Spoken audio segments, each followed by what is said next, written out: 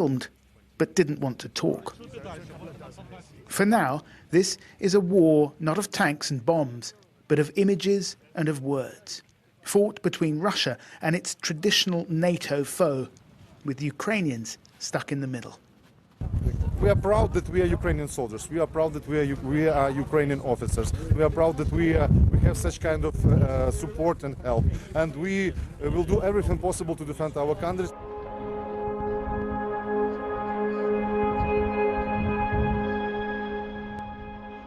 Nowhere is the tension between East and West felt more keenly than in Lviv.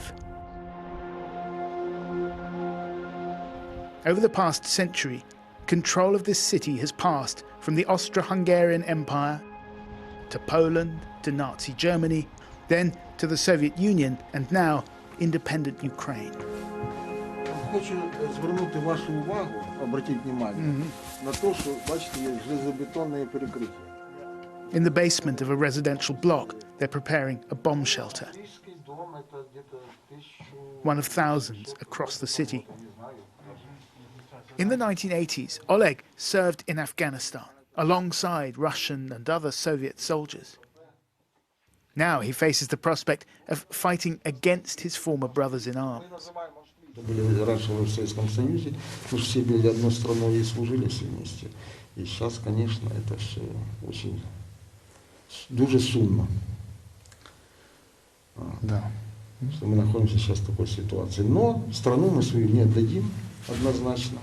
Для этого сейчас организуется и территориальная оборона, вы знаете. А вы, если будет необходимость, вы готовы взять винтовку? Да, однозначно. Ну. If Russia does mount an invasion, the chances of it sending forces this far west are vanishingly small. But Lviv is in combative mood. The mayor told me he wanted every man and woman here to be capable of handling a gun. For decades, this city has been one of the centers of Ukrainian national identity, an identity that has been defined in opposition to Moscow. In the garrison church of Saints Peter and Paul, they have a shrine dedicated to those sons of Lviv who've been killed fighting Russian-backed forces in Donbass. Father Taras Mikhalchuk spends much of his time traveling to the east.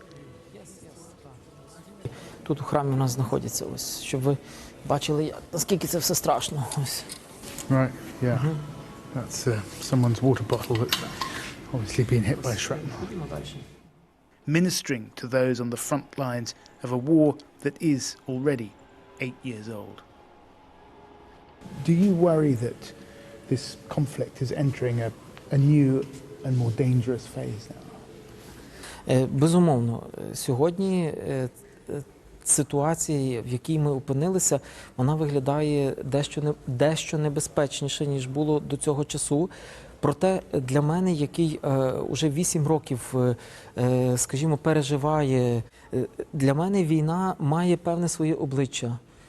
Війна має сльози реальних людей, дітей, маленьких дітей, батьки яких загинули, офіцерів нашої армії української. Ось, і для мене це є обличчя, так? І для мене ворог є чітко виражений, і це ім'я, це є наш північний сусід – Росія.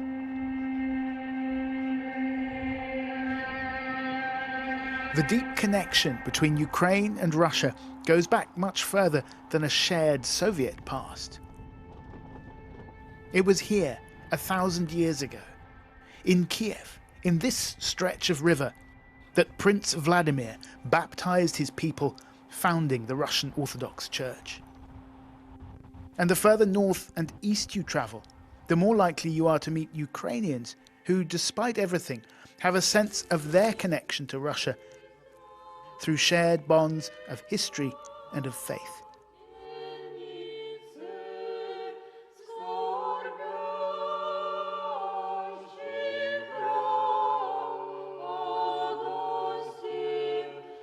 Back near the Belarusian border, in the town of Ovruch, is the chapel of St. Basil the Great.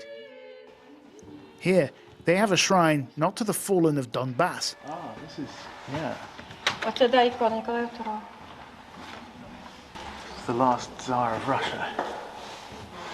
The Emperor Nicholas II visited here in 1911, 6 years before he was overthrown and then executed by the Bolsheviks. Since the end of communism, the Russian Orthodox Church has functioned not just as a source of spiritual authority, but as an instrument of Russian soft power. От я білоруська, ви українець, а вона русський. Ми всі одна правда, люди. Ми всі братів.